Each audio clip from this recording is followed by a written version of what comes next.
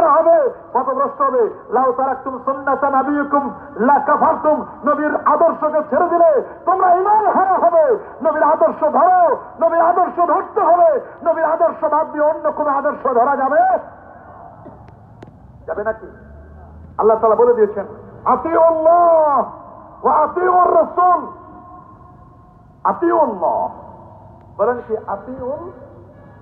আতিউল্লাহ, তোমরা আল্লাহ পাকের ইতাআত করো। আল্লাহকে ইতাআত করবো কেমনে? আল্লাহর অনুসরণ করবো কেমনে? আল্লাহকে দেখছেন নি আপনারা? একটা মানুষের অনুসরণ করা হয় কখন? যখন তাকে দেখা যায়। আমরা তো আল্লাহকে কেউ দেখি নাই, আপনারা দেখছেন নাকি? আমার রাসূল মেরাজ নজরে আল্লাহকে দেখেছেন, ইমাম আযম আবু হানিফা স্বপ্নে আল্লাহকে দেখেছেন 100 বার। আমরা তো কেউ দেখি না আল্লাহকে, তা আল্লাহর ইতাআত করবো কেমনে? আতিউল্লাহর অর্থ হলো কোরআন মানো। আতিউল কোরআন তাফসীর বুঝতে হবে। আতিউল্লাহ মানে আতিউল কোরআন। বলে আতিউল্লাহ মানে কি? আতিউল কোরআন, আতিউর রাসূল, রাসূলের ইতাআত করো। আপনার রাসূলকে দেখেছেন? কেমনে রাসূলের ইতাআত করবেন? আতিউর রাসূল মানে আতিউস সুন্নাহ, নবীর সুন্নাহকে তোমরা সুন্নাহর ইতাআত করো। আমরা কেউ নবীকে দেখি নাই, আমরা কেউ আল্লাহকে দেখি নাই। আল্লাহর ইতাআত করবো কেমনে? রাসূলের ইতাআত করবো কেমনে? আতিউল্লাহ মানে আতিউল কোরআন, কোরআনের ইতাআত করো। আতিউর রাসূল মানে আতিউস সুন্নাহ, সুন্নাহর ইতাআত করো। নির্দেশ কার? ওয়া উলিল আমরি মিনকুম, উলিল আমর যারা মুজতাহিদ ফকিহ, যারা হানাফি শাফি মালিকি হাম্বলি এরকম ফকিহদের ইতাআত তোমরা করো। আল্লাহু আকবার বলে, আরে যে আল্লাহু আকবার। এই জন্য প্যারা নবী রাসূল করিম সাল্লাল্লাহু আলাইহি ওয়াসাল্লাম তিনি নাজাতপ্রাপ্ত দলের পরিচয় দিতে গেছেন, যারা আহলে সুন্নাহকে অনুসরণ করে তারা নাজাতি, আহলে হাদিস নাজাতি নয়। এবার আহলে হাদিস নাজাতি, ওদের নামটাই তো সঠিক হয় নাই। ওদের নাম সঠিক হয়েছে, মূলত এরা আহলে হাদিস নয়, এদের পরিচয় লামাযাবি। আহলে হাদিস নাম সঠিক নয়, কথাও দেখাতে পারবে না আল্লাহ নবী আহলে হাদিস হইতে বলেছেন, কিন্তু আহলে সুন্নাহ হওয়ার কথা আছে। ওলামায়ে কেরাম বলেছেন নবীর সুন্নাহকে অনুসরণ করো, অনুকরণ করো, সুন্নাহ মানো। হাদিস মানার কথা নয়, হাদিস হেফাজত করবো, হাদিস সংরক্ষণ করবো।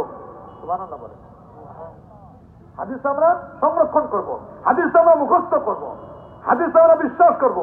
কিন্তু যে হাদিস অ্যামেন্ডমেন্ট হয়ে গেছে, মানসুখ হয়েছে, সেটা তো মানাও যাবে না। আল্লাহু আকবার বলেন। আপনি যদি কোরআন বুঝতে চান, হাদিসের বাইরে কোরআন বোঝা সম্ভব নয়। কি বলেন? হাদিস ছাড়া কোরআন বোঝা যাবে? যেমন কোরআন আল্লাহ বলেন ইয়া আইয়ুহাল্লাযীনা আমানু, হে ইমানদার বান্দাগণ, ইযা কুমতুম ইলাস সালাহ, যখন তোমরা নামাজে দাঁড়াবে, ফাগসিলু উজুহাকুম, তোমরা তোমাদের চেহারা সমূহ ধৌত করো। এই আয়াত যদি আপনি বুঝেন, আল্লাহ কি বলছেন? ইয়া আইয়ুহাল্লাযীনা আমানু, হে ইমানদার বান্দাগণ, ইজা মানে যখন, কুমতুম মানে দাঁড়াবে, সালাত মানে নামাজ, যখন তোমরা নামাজে দাঁড়াবে, ফাগসিলু অতঃপর তোমরা ধৌত করো, উজুহাকুম তোমাদের চেহারা সমূহ। তা আমরা কি নামাজে দাঁড়ানোর পর চেহারা ধুই না নামাজে দাঁড়ানোর আগে? কোথাও তো নাই নামাজে দাঁড়ানোর আগে চেহারা ধুইতে হবে, উজু করতে হবে। কোন জায়গা আছে দেখাতে পারবেন? কোন আহলে হাদিস আমরা কোটি টাকা চ্যালেঞ্জ করলাম, কোথাও নাই নামাজের আগে উজু করতে হবে, কোথাও নাই। কোরআনে আছে? কোথাও তো নাই। আপনি কি দেখাবেন? আল্লাহ কোরআনে স্পষ্ট বলে দিলেন ইয়া আইয়ুহাল্লাযীনা আমানু, হে ইমানদার বান্দাগণ, ইজা মানে যখন, কুমতুম ইলাস সালাহ যখন তোমরা নামাজে দাঁড়াবে, ফাগসিলু অতঃপর তোমরা ধৌত করো, উজুহাকুম তোমাদের চেহারা সমূহ। ফাগসিলু এটাও জমা, উজুহাকুম এটাও জমা। তার মানে 100 জন মানুষ দাঁড়াবে আর 100 জন মানুষ ওই 100 জনের চেহারা ধৌত করবে, জমার মোকাবেলায় জমা।